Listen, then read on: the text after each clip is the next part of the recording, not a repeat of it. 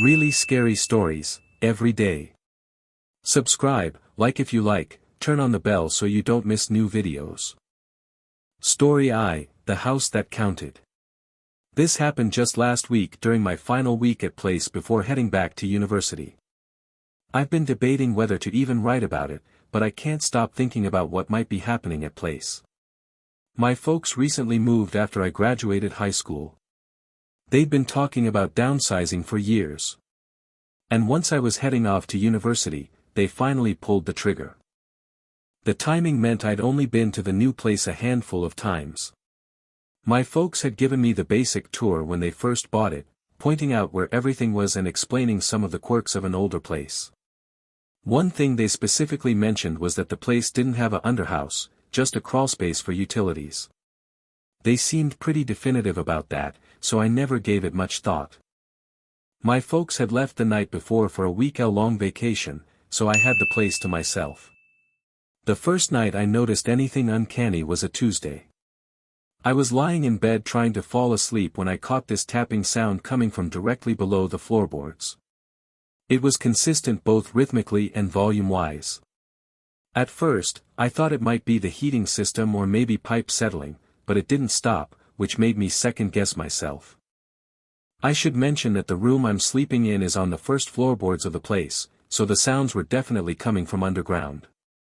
I got up and moved it around the room trying to pinpoint where exactly the sound was coming from, but it seemed to be coming from everywhere beneath the floorboards. What made it so disturbing was that according to my folks, there was supposed to be nothing down there but a crawlspace. The idea that I was hearing sounds from below ground level when there supposedly wasn't any livable space down there was genuinely unsettling. Eventually, the tapping finally stopped and I was able to fall asleep. When I woke up the next morning, I figured that would be the end of it.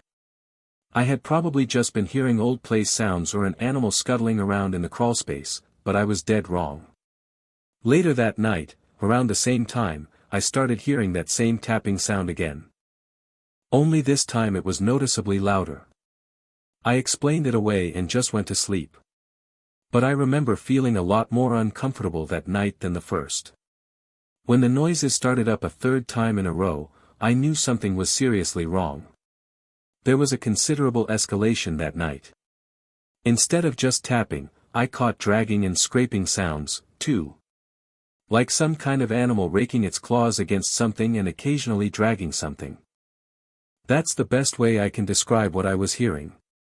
I kept trying to rationalize what I was hearing against what I knew about the place. The logical part of my brain kept insisting there had to be a reasonable explanation, but I couldn't think of one. The sounds were way too clear and way too purposeful to dismiss away as normal place sounds anymore. I started wondering if maybe my folks had been wrong about the underhouse thing or if there was some kind of utility access I didn't know about. Either way, it was freaky sitting in that lightless room with nothing but scraping and tapping to keep me company. The next morning, I told my folks about what had been going on. My pa immediately told me to check the crawlspace for animals, worried that maybe something had gotten in there that shouldn't have. I really didn't want to check down there, but figured I didn't have much of a choice. The crawlspace entrance is right under the porch, so I had to get my hands dirty to investigate it properly. And although I was holding my breath the entire time, terrified at what I'd find down there, there was nothing, not even any animals. My pa seemed satisfied with that explanation and told me not to worry about it anymore. But personally, I was unsatisfied and honestly kind of frustrated with the lack of answers. I decided to look for other possible explanations. Maybe there was some kind of external access around the place I'd missed, or evidence of animals getting in somewhere else. As I was moving the perimeter, I noticed a pile of old construction materials leaning against the side of the place. Lumber, tarps, concrete blocks, stuff like that. They looked, then away like they'd been there for a while. Maybe left over from some previous renovation project. It wasn't like I hadn't noticed the stuff until then. I just always kind of overlooked them since I never had a reason not to. I started moving materials around, thinking maybe they were covering up some kind of opening that animals could use to get under the place. What I found instead was much, much worse. Hidden behind the construction materials was a storm doorframe that had been completely concealed. It was partially painted over and obviously hadn't been used in a long time, but it was definitely a legitimate entrance. I ajar it and found a set of concrete steps leading down into what was unmistakably a underhouse. I stood there in shock. My folks had been completely wrong about the place not having one. I didn't want to go down there. I really didn't. But I did anyway. In the limited amount of time I was down there, I realized two things. Someone had clearly been living in that underhouse, which I could tell from the empty food containers scattered about. And two, whoever had been living down there was not a normal homeless someone, which I could tell from the markings that were scratched into the wood foundation. There were scratch marks. They looked, then away like tallies on one of the pillars with what looked, then away like demonic drawings on another. Drawings of people and animals, but in a seriously messed up way. Stuff I don't want to repeat here. I didn't stay down there any longer than I had to. It was and still is the freakiest scene I've ever stumbled upon. I immediately phoned my folks to tell them what I had found. They were completely shocked and said they had no idea there was a underhouse, let alone that someone had been living in it. My pa murmured me 100 times if I was sure that there was no one currently in there. And I reassured him that there wasn't. Then he said they'd cut their vacation short and come place immediately. The first thing I did after hanging up was go out and buy a heavy-duty padlock. I secured the storm doorframe from the outside, thinking that would solve the problem and keep whoever had been staying there from coming back. That same night, I was woken up by aggressive banging and rattling coming from outside. I instantly knew what it was. Someone was trying to get back into the underhouse and was clearly frustrated that the doorframe was now locked. The banging was so loud and violent that I was afraid they might actually break the doorframe down. I remember freezing up as my heart started to race. I couldn't move. The banging stopped and that unfroze me. I crept over to the pane and looked, then away out just in time to see a silhouette sprinting across the backyard into the darkness. I couldn't make out any details about who it was, but seeing them flee made the whole situation feel more real and threatening. The rest of the night was kind of a blur, honestly. Mostly because I was so terrified and shaken up, as much as I hate to admit it. The police did a thorough search of the place, including the underhouse, but obviously they found nothing. They couldn't do much beyond promising to increase patrol in the area. My folks came place the next day and they insisted that everything would be fine now that they were back. They said they'd silhouette out a more permanent solution together and that I shouldn't worry about it anymore. I left for university the following morning as planned, but I was and still am extremely unsettled by the whole experience. It felt wrong to leave my folks there alone. Especially since we have zero information about the someone who has literally been living in our place for who even knows how long. It's only been a few days since I left, and I've been anxiously waiting to hear from my folks about whether anything else has occurred. So far, nothing has, but that hasn't put me at ease at all. I can't stop thinking about those awful markings I found in the underhouse, especially those sadistic drawings. I can't even begin to imagine what that someone has been doing down there. If I'm being real, I'm really scared that something else is going to happen. The walls seem to borrow our breath and return none. Metal cooled in hidden seams, ticking like cautious insects. Light thinned at the edges as if the night were taking small bites. In the panes, our reflections arrived a fraction late. Somewhere under the floorboards, something counted and waited. Air shifted once, as though a large body had passed in the next room. We kept our voices small, paying for each echo like rent. Outside, tires hissed and did not slow, red taillights smearing into commas. Branches wrote letters across the sky and the wind refused to read them. Every hinge had a grievance and voiced it without apology. The walls seemed to borrow our breath and return none. Metal cooled in hidden seams, ticking like cautious insects. Light thinned at the edges as if the night were taking small bites. In the panes, our reflections arrived a fraction late. Somewhere under the floorboards, something counted and waited. Air shifted once, as though a large body had passed in the next room. We kept our voices small, paying for each echo like rent. Outside, tires hissed and did not slow, red taillights smearing into commas. Branches wrote letters across the sky and the wind refused to read them. Every hinge had a grievance and voiced it without apology. The walls seemed to borrow our breath and return none. Metal cooled in hidden seams, ticking like cautious insects. Light thinned at the edges as if the night were taking small bites.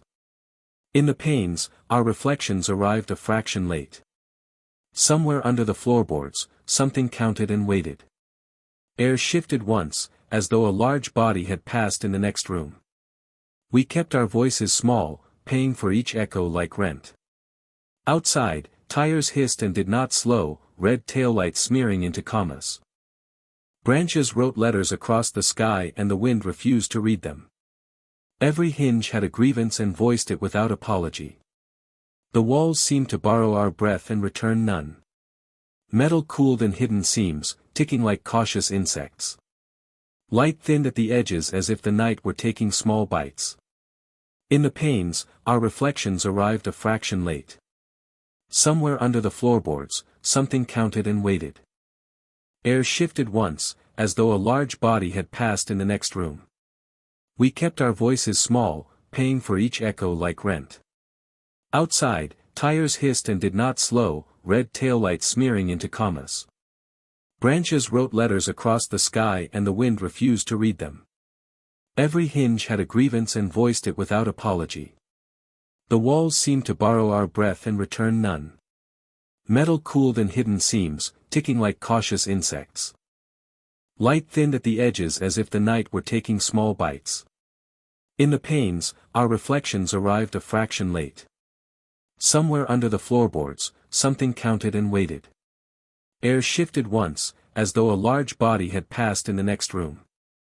We kept our voices small, paying for each echo like rent. Outside, tires hissed and did not slow, red taillights smearing into commas. Branches wrote letters across the sky and the wind refused to read them. Every hinge had a grievance and voiced it without apology. The walls seemed to borrow our breath and return none. Metal cooled in hidden seams, ticking like cautious insects. Light thinned at the edges as if the night were taking small bites. Story 2, The Vehicle and the Vanishing Hut. I grew up in a small town a few miles from the High Plains North Fork border. I was on the High Plains side. Nothing much ever happens out here. And honestly, that's part of why I never left. This happened a really long time ago before the whole world had a handset and was chronically online. To be honest, my area hasn't changed much at all since then, which is part of the reason why what I'm about to tell you is so fresh in my memory. It was the very end of late summer, one of those final days of summer when you can already feel the seasons turning. That morning, I was driving my usual route to work, just a two-lane stretch of two-lane that cuts through farmland and low hills. Around 15 minutes out, I spotted a vehicle pulled off on the shoulder. It was a light blue older model sedan, and it looked, then away like it had been there for a while. It was just sitting there on the shoulder. No hazards on, no one standing outside, just sitting there, angled slightly toward the ditch. Now listen, I'm no fool, but I am the type of guy to help someone in need. It's just how I was raised. As I got closer, I slowed down a bit to get a better look. The vehicle wasn't sprinting, and I couldn't see anyone inside. No one in the driver's seat, passenger seat, or the back. It was definitely uncanny, especially that early in the morning, but it wasn't exactly alarming. People break down and moved off for help all the time out here. I figured maybe someone had vehicle trouble and headed off to the nearest farmhouse, so I kept driving. I had to get to work and it didn't seem like an emergency. In all honesty, I kind of forgot about the whole thing by the time I got off. But as I was driving place, I made out that exact same vehicle again in the exact same spot. The only difference was that this time the driver's side doorframe was wide ajar. It hadn't been like that in the morning. I was sure of it. I slowed down again, craning my neck a little as I passed. But there was still no sign of anyone. No one moving nearby, no tracks I could see, just that same old vehicle, sitting there with a doorframe hanging ajar like someone got out in a hurry and never came back. That time, I didn't shrug it off. I pulled over once I had signal again and phoned the non-emergency line. I told the operator where and what I had seen, and she thanked me before saying someone would check it out. When I was driving into work the next day, the vehicle was finally gone. So, I figured that would be the end of it. About a week later, though, while I was eating breakfast, I made out something on the local news that caught my attention. Reportedly, the police were investigating a missing someone case. Something about a vehicle found abandoned along a rural stretch of two-lane just outside town. The things they were saying lined up exactly with what I had seen. I instantly connected the dots and turned up the volume on my TV. They didn't release the guy's name, but they said the vehicle was registered to a figure from out of town who never showed up to where he was supposed to. The thing was, according to the authorities, there was no sign of foul play and there were no witnesses to the situation. I've always been slightly suspicious of the media, so I wasn't sure I believed the story the news people were giving. Either way, it was eerie that I had basically been wise to the situation right when it happened. Come to think of it, I might have been the first someone or even the only someone to have reported that vehicle on the side of the road at all. It was definitely a weird feeling. I tried to move on with my life, but I just couldn't. The curiosity was getting the better of me. Like I said before, not much happens out here, so something as off-kilter as this was far too peculiar for me to just ignore. The next morning, I phoned my brother Caleb up. I'll just phoned him Caleb. He's a local firefighter, not in my exact town, but sealed enough that we usually hear about the same stuff.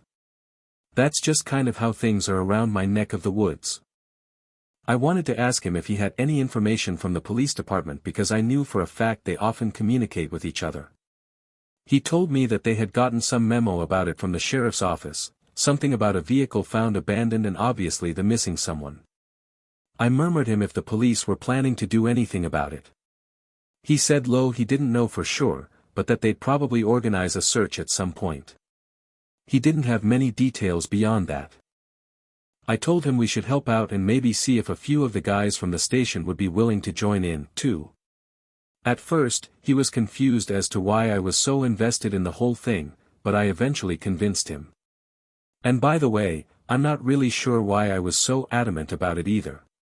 I guess I just felt like I had some personal connection to it. I didn't even know how we'd coordinate with the police and organize the search, so I let my brother Caleb handle all of that himself. Within a couple days, and with permission, of course, he pulled something together. The police were already planning on doing a search, and they appreciated the added help. It wasn't anything too grand, just a few officers, some off-duty firefighters, and me. The search was centered around a shallow wooded patch and a couple of old irrigation ditches that ran just off the shoulder of the two-lane. It was the kind of terrain that wouldn't look like much from a passing vehicle, but once you were on foot, it was clear how easy it would be for someone to get turned around or slip out of sight. We split off into pairs to be as efficient as possible. I of course paired up with my brother Caleb. About an hour into the search, one of the pairs radioed in. They spotted something through a break in the brush. We all converged on their location as quickly as possible. It turned out to be an old maintenance hut, and from the looks of it, one that probably hadn't been used in years. The whole thing was half sunken into the ground with overgrowth curling up the sides. From the road, you'd never even know it was there. The doorframe was hanging slightly ajar, and I could see that the lock had been snapped off. Inside, it was lightless and musty, the way you'd expect an uninhabited space to feel. But as my eyes adjusted, I started noticing signs that someone had been in there recently. There were empty water bottles and food wrappers all over the place in a way that seemed deliberate. The search team spread out to check for additional evidence both inside and around the perimeter of the maintenance hut. One of the firefighters said he spotted something by the back wall. So, the rest of us went over to check it out. There was a small, clean hole in one of the wooden boards just above floorboards level. The hole had sharp splintered edges that looked, then away nothing like the kind of damage you'd expect from weather or rot. It looked, then away exactly like a bullet hole. We searched thoroughly both inside the maintenance hut and around it looking for a shell casing, a slug, or any signs of blood, but there was nothing. Just that single unexplained hole in the wall that did make sense given the complete lack of other evidence. The officers radioed in the discovery to dispatch, and I could tell from their tone that this had moved beyond a simple missing someone case.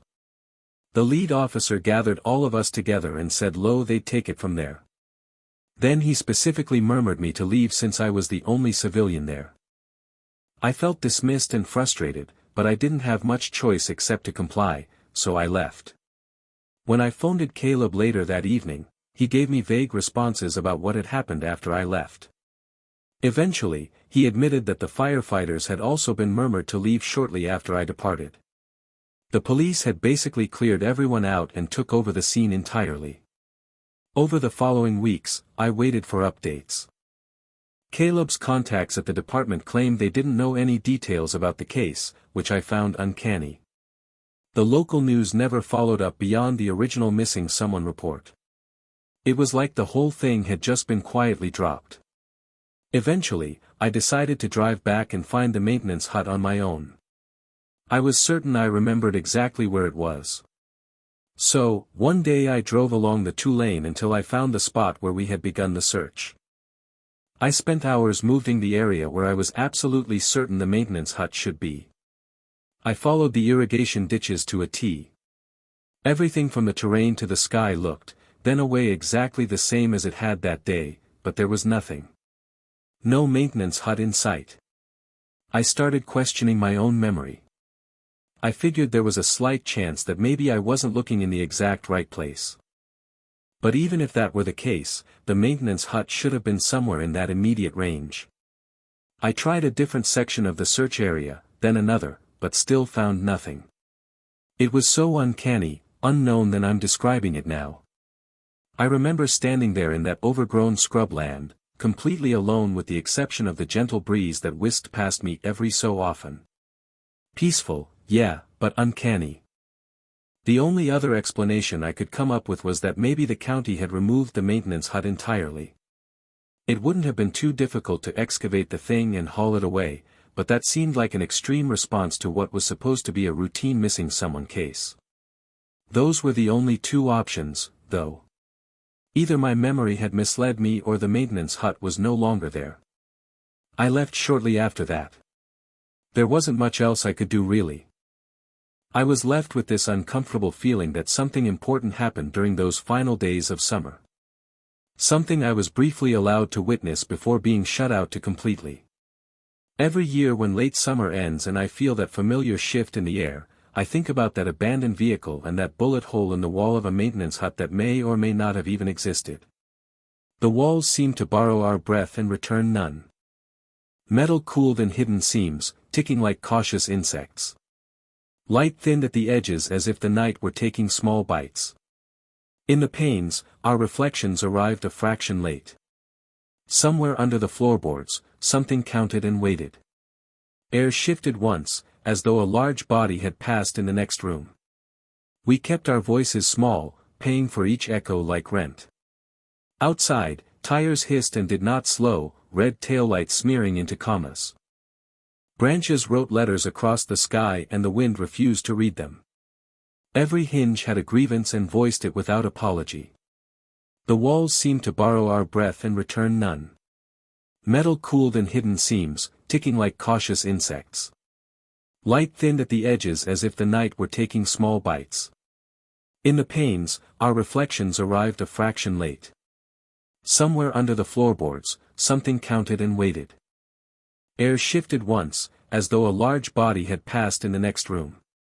We kept our voices small, paying for each echo like rent.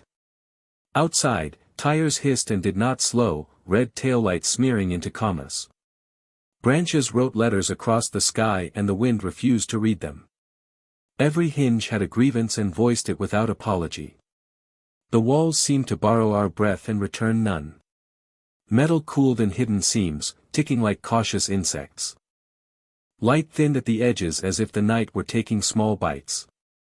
In the panes, our reflections arrived a fraction late.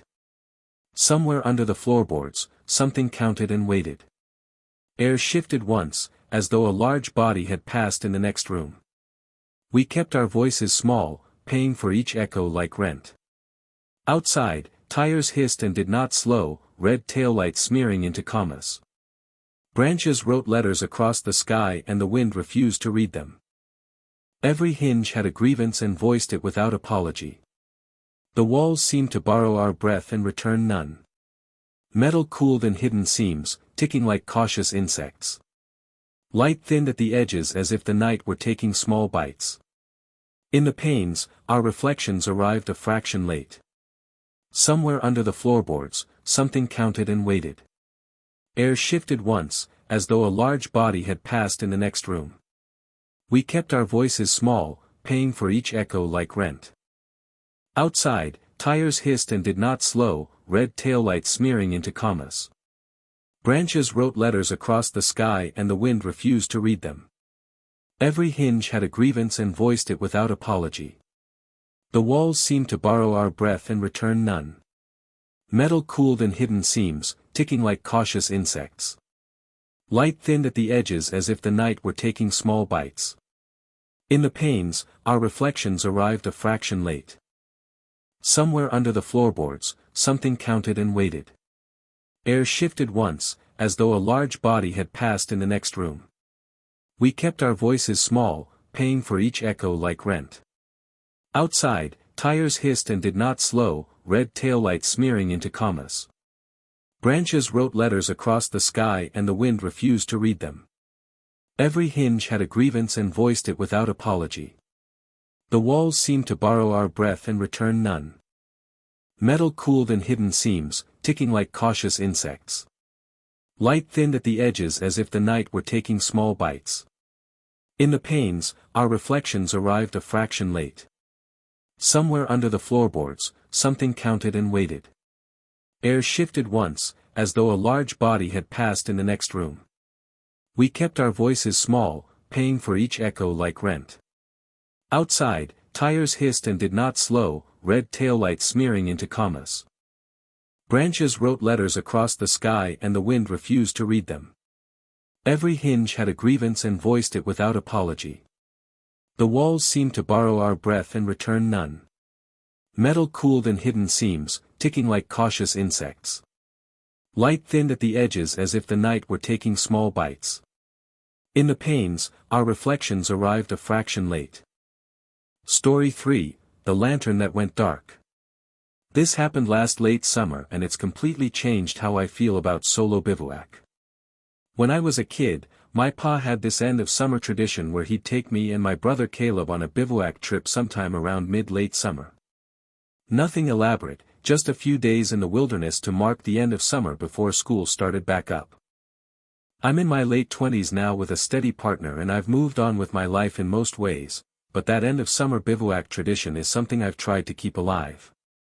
Sometimes I can convince my pa and brother Caleb to join me, but usually it's just me going solo because my partner absolutely hates bivouac. I don't want to drag her somewhere she'll be miserable for 3 days. So, I've gotten used to the solitude. For this particular trip, I'd found what looked, then away like a perfect spot on Google Maps. Some random isolated clearing that wasn't a registered campsite or anything official. It was far enough away from any roads or trails that I figured I'd have complete privacy for a few days. I liked the idea of actually being alone out there, not surrounded by RVs and families with shrieking kids like at the official sites. I downloaded the map so I'd be able to access it without service, something I always make sure to do. The hike-in took maybe 2 hours. I'm in decent shape, but I was carrying all my gear, so I took my time. I hiked until I found a suitable place to pitch my bivvy. It was pretty much exactly what I'd been hoping for, a nice flat area surrounded by thick pine timberline with a little clearing that gave me a good view of the sky. That first night was perfect, honestly. Just me, my thoughts, and nobody asking me about work or when I was getting engaged or any of that. I made a small fire, cooked some freeze-dried pasta thing that actually wasn't half bad, and did some stargazing. The next morning, I decided to hike to a nearby river I'd spotted on my map. I figured I'd try to catch a fish for dinner. It would feel more authentic than just eating the packaged food I brought for the whole trip. Plus, it would kill some time, and out there, you've got nothing but time. I basically spent the whole day at the river, but I didn't mind. It was nice and peaceful, and even though I'm not much of a fisherman, I got lucky and actually caught a decent-sized brook trout. I threw it in my handheld cooler and started making my way back to camp. I was feeling pretty good about myself. My pa would have been proud. The problem was that I'd completely mistimed the sunset and underestimated how far I'd hiked.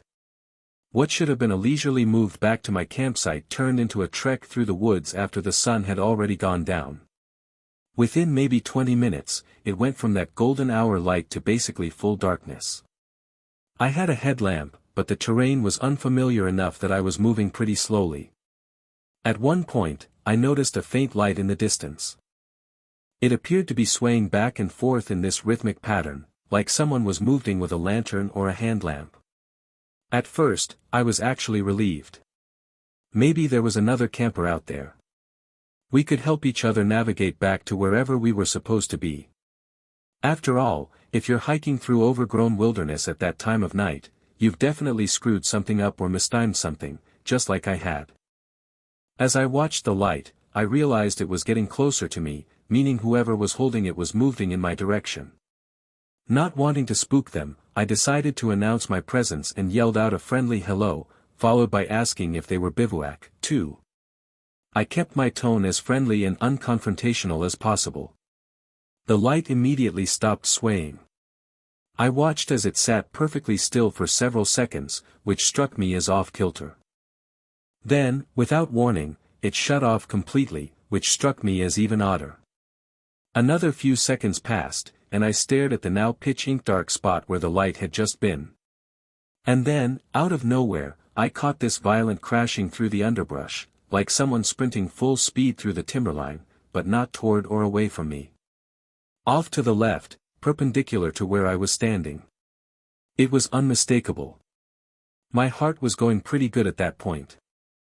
The whole thing was really, really disturbing. I can't even begin to describe how uncomfortable I was. Everything about it was just so wrong. Why would someone sprint away like that? Even if I'd startled them, the normal reaction would be to say something back, right? Or at the very least, back away slowly, not spring through the woods in the lightless. I tried rationalizing it the whole way back to my campsite. The best explanation I could come up with was that I had somehow scared them by phoning out. After all, they had no way of knowing that I meant no harm, and encountering an unknown in the middle of nowhere at night could be frightening for anyone. But still, I couldn't shake the feeling that something was off. The secluded nature of the area made it unlikely that there would be other campers around, and most people would at least respond when someone phoned it out to them, let alone in a friendly way. I picked up the pace and made it back to my campsite, but I was so unsettled that I didn't even bother making a fire to cook the fish. I just sat in my bivvy, ate some of my packed food, and tried to read my book before phoning it an early night. I'm normally a pretty heavy sleeper, especially when I'm bivouac and exhausted from hiking all day. So, when I woke up randomly in the middle of the night, I knew something was off. I listened to my surroundings for a few minutes, but everything sounded normal. Just the usual timberline noises you'd expect. Before trying to go back to sleep, I realized I needed to step outside to relieve myself. I unzipped my bivvy and started to poke my head out. The moon was pretty bright, enough that I could see the clearing without my headlamp. The moment I got a clear view of my campsite, I froze. There was someone standing there maybe 15 feet from my bivvy.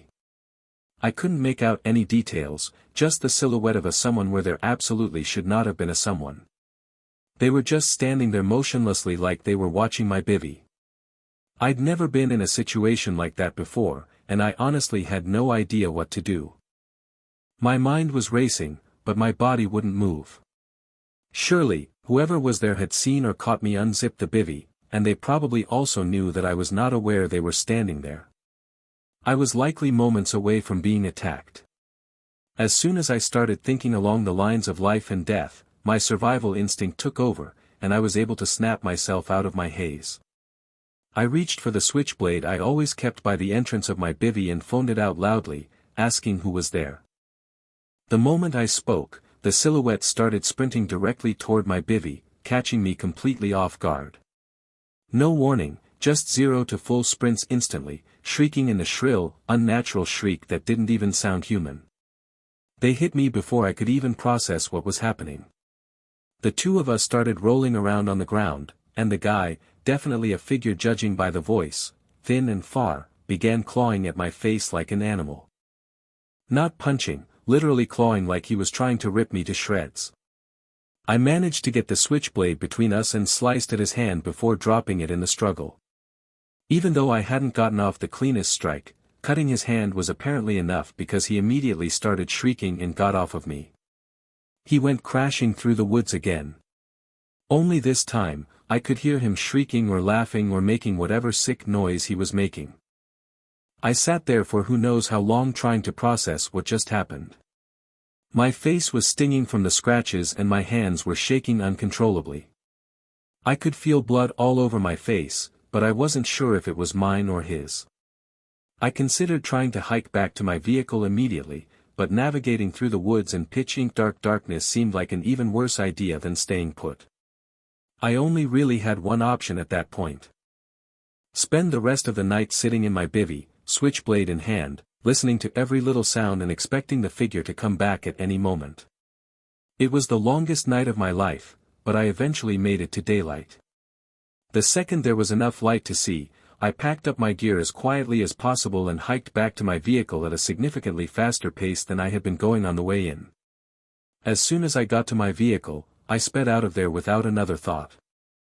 I thought about phoning the police, but what would I even say? Some guy attacked me in the woods where I was bivouac illegally. They probably would have just told me that's what I get for bivouac alone in remote spots. So, I didn't. The whole drive place, I kept thinking about how sealed I'd come to something really bad happening. If I hadn't had that knife, or if the guy hadn't sprint off when I cut him, things could have ended very differently. But that's not even the craziest part. The thing that still makes my head spin is just the fact that he was even there. Like, he obviously wasn't bivouac and he obviously wasn't a normal someone. That much was clear from the fact that he tracked me down in pitch-ink darkness and attacked me. And that shriek, it honestly spooks me just thinking about how brutal it was. Definitely human, but twisted in some truly unnatural way. I haven't been solo bivouac since then, and I'm not sure I ever will again. The walls seemed to borrow our breath and return none. Metal cooled in hidden seams, ticking like cautious insects. Light thinned at the edges as if the night were taking small bites. In the panes, our reflections arrived a fraction late. Somewhere under the floorboards, something counted and waited. Air shifted once, as though a large body had passed in the next room. We kept our voices small, paying for each echo like rent. Outside, tires hissed and did not slow, red taillights smearing into commas. Branches wrote letters across the sky and the wind refused to read them. Every hinge had a grievance and voiced it without apology. The walls seemed to borrow our breath and return none. Metal cooled in hidden seams, ticking like cautious insects. Light thinned at the edges as if the night were taking small bites. In the panes, our reflections arrived a fraction late. Somewhere under the floorboards, something counted and waited. Air shifted once, as though a large body had passed in the next room. We kept our voices small, paying for each echo like rent. Outside, tires hissed and did not slow, red taillights smearing into commas. Branches wrote letters across the sky and the wind refused to read them. Every hinge had a grievance and voiced it without apology. The walls seemed to borrow our breath and return none. Metal cooled in hidden seams, ticking like cautious insects. Light thinned at the edges as if the night were taking small bites. In the panes, our reflections arrived a fraction late. Somewhere under the floorboards, something counted and waited. Air shifted once, as though a large body had passed in the next room. We kept our voices small, paying for each echo like rent. Outside, tires hissed and did not slow, red taillights smearing into commas. Branches wrote letters across the sky and the wind refused to read them. Every hinge had a grievance and voiced it without apology. The walls seemed to borrow our breath and return none. Metal cooled in hidden seams, ticking like cautious insects. Light thinned at the edges as if the night were taking small bites. In the panes, our reflections arrived a fraction late. Somewhere under the floorboards, something counted and waited. Air shifted once, as though a large body had passed in the next room. We kept our voices small, paying for each echo like rent. Outside, tires hissed and did not slow, red taillights smearing into commas. Branches wrote letters across the sky and the wind refused to read them. Every hinge had a grievance and voiced it without apology. The walls seemed to borrow our breath and return none. Metal cooled in hidden seams, ticking like cautious insects. Light thinned at the edges as if the night were taking small bites. In the panes, our reflections arrived a fraction late. Somewhere under the floorboards, something counted and waited. Air shifted once, as though a large body had passed in the next room. We kept our voices small, paying for each echo like rent. Outside, tires hissed and did not slow, red taillights smearing into commas. Branches wrote letters across the sky and the wind refused to read them. Every hinge had a grievance and voiced it without apology. The walls seemed to borrow our breath and return none. Metal cooled in hidden seams, ticking like cautious insects. Light thinned at the edges as if the night were taking small bites. In the panes, our reflections arrived a fraction late. Somewhere under the floorboards, something counted and waited. Air shifted once, as though a large body had passed in the next room. We kept our voices small, paying for each echo like rent. Outside, tires hissed and did not slow, red taillights smearing into commas. Branches wrote letters across the sky and the wind refused to read them. Every hinge had a grievance and voiced it without apology. Really scary stories, every day.